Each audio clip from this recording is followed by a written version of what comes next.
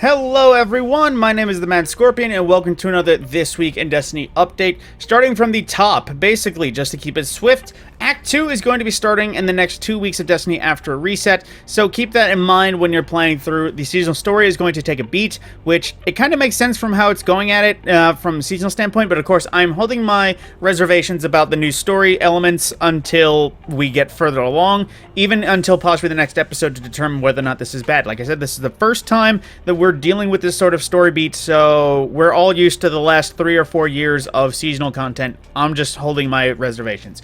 Then as well, there is some art. If you want to post anything, reminder, post anything to the Echoes Art of the Week, and if you get chosen, you actually get this cool emblem to remember that yourself as winning one of these. From there, the PvP strike team, there are actually some changes.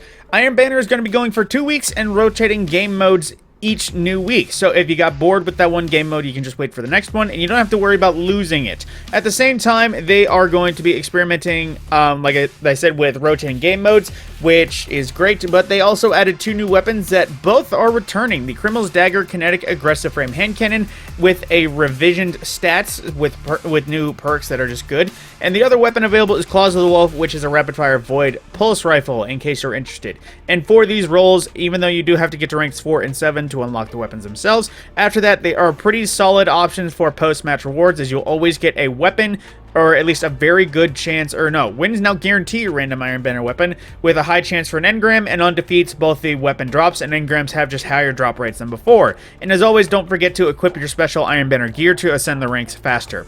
Speaking of PvP, though, there was some issues going about of things being overly potent. Basically, Khvostov, its recoil is unnaturally smooth, and it's due to a bug. So, while it is getting the bug removed that will leave it so smooth, it is getting a boost to stability to give it more. So, it's... how do I say this? The bug is being fixed, but they are not removing it completely. They're also compensating a little bit. At the same time, speaking of compensation, the ricochet shots are quite potent in PvP. It's making it really easy for people to get a high damage buff that they do not want, so they are adjusting a little bit in PvP, but not PvE. Good for us PvE folks. And same thing with Red Death. Its recoil pattern is, like, very smooth, but at the same time, they're going to be adjusting it to have, burst spread more close to other pulse rifles, because if you haven't noticed, it is extremely smooth. But aside from that, Speaker Sight as well, it has been an orb farm in Crucible, so they're disabling the orb generation part of this exotic in Crucible only, and in longer term, possibly revisit it. I think it might stay in PvE, though. We'll just have to wait and see. They might lower the power of the orbs like they did Star Eaters for the future.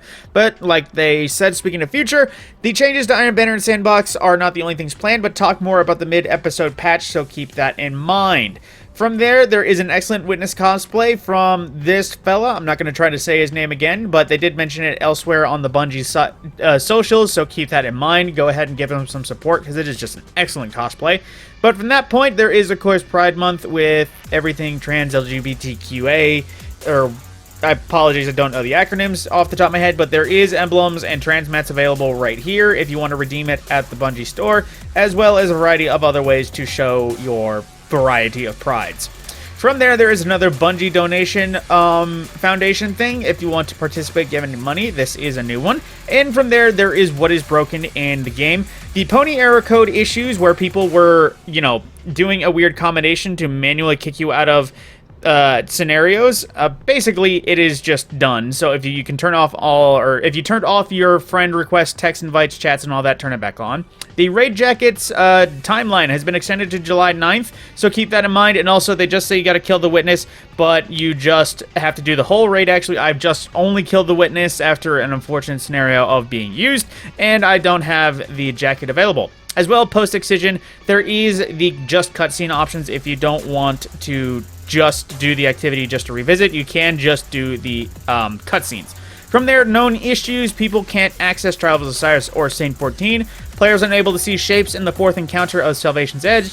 Players and/or weapons sometimes aren't loading properly in multiple areas, and some players complete Lightfall on Legendary are not getting the exotic rewards. From that, there is amazing art of Celestial Nighthawk and a fun clip that I actually tested out of Cade absolutely doming you because you stood in front of his shot.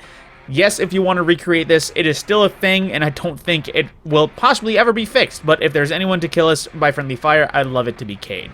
With that, my name is TheMadScorpyon. This has been the end of This Week in Destiny, and I shall see you in the next video.